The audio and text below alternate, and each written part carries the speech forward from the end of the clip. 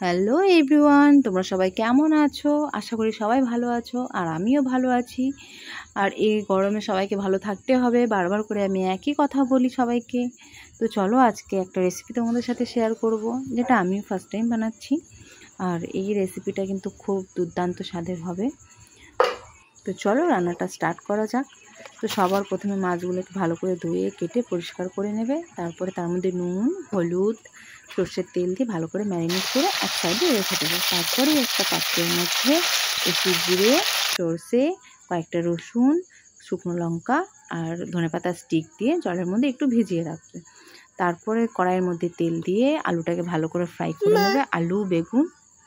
তো আলুটা তোমরা নিজেদের মতন করে কাটবে। আমি এইভাবে মাছের ঝোলে আলু খেতে ভালোবাসি, বেগুন খেতে ভালোবাসি, তাই আমি এইভাবে কেটেছি। তোমরা যদি কেউ ভাবো যে চৌকো চৌকো করে কাটবে, তাহলে সেটাও তোমরা কাটতে পারো। ঠিক আছে, কাটাটা নিয়ে কোনো ব্যাপার নেই। তারপরে ভালো করে ফ্রাই করে ফেলেছি। তো করার পরে চলো সেই তেলের মধ্যে মাছগুলো ভেজে ফেলি একটা একটা করে। তারপরে ভাজা হয়ে যাবে। মাছটাও কিন্তু এপিট ওপিট করে ভালো করে ভেজে নেবে। বেশি হার্ড করবে না, একটু নরম নরম করেই রাখবে, তাহলে মাছটা খেতে বেশি ভালো লাগে। অনেকে কী করে, একটু কড়া করে ভাজতে গিয়ে মাছটা একটু শক্ত শক্ত হয়ে যায় না, সেই মাছটা খেতে দেখবে একদম ভালো লাগে না। তো মাছ ভাজা আমার প্রায় হয়ে গেছে। তো চলো কড়াইয়ে আবার তেল দিয়ে এর মধ্যে একটু কালো জিরে ফোড়ন দিয়ে একটু নাড়িয়ে চাড়িয়ে ভালো করে নাড়িয়ে চাড়িয়ে নাও। তার মধ্যে যে মশলাটা আমি আগের থেকে তোমাদেরকে দেখিয়েছিলাম, সেটাই আমি বেটে এটার মধ্যে দিয়ে ফেললাম। ঠিক আছে, তো ভালো করে নাড়াবে যতক্ষণ। তো মশলাটাকে ভালো করে ফ্রাই করবে। ঠিক আছে, এখানে তোমার সেরকম কিছু হবে না যে সর্ষে দেয়া মাছ আছে তো বেশিক্ষণ সর্ষে কষানো যাবে না, সর্ষে কষালে হয়তো তেতো হয়ে যাবে। এখানে সেরকম কোনো ব্যাপার হবে না, একদম তেতো হবে না। মাছ তুমি যেরকম টেস্ট তুমি খেতে চাও সেইভাবেই একদম সেই রকমই হবে। আর আমিও কিন্তু এইটা খুব ভালো করে কষাচ্ছি।